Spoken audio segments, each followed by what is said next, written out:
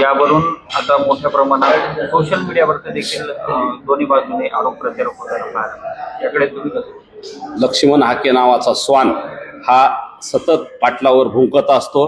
काल सुद्धा तो प्रसाद लाड आणि मनोजदादा यांची भेट झाल्यानंतर तो काहीतरी भुंकल्याचं आमच्या निदर्शनास आलंय. त्याला पाटलांना भाऊ मांडलेलं त्याला आवडलेलं नाही म्हणून तो तसं उपासात पद्धतीने काहीतरी चुकीचं वक्तव्य केलंय.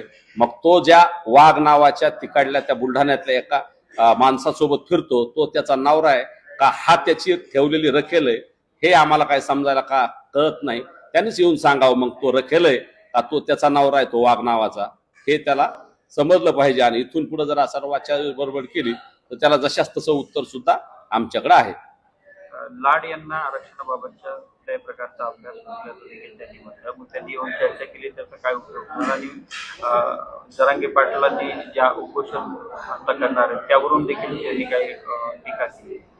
लाड यांना कळत नाही असं म्हणणं अतिशय हास्यास्पद आहे. ते एक आमदार आहेत एका विधान परिषदेवर आहेत आणि ते मागण्यांचं निवेदन घेऊन सरकारकडे गेलेत. उपसमिती आहे, मुख्यमंत्री आहेत, दोन्ही उपमुख्यमंत्री आहेत, राज्याचं कॅबिनेट मंत्रिमंडळ निर्णय घेणार आहे.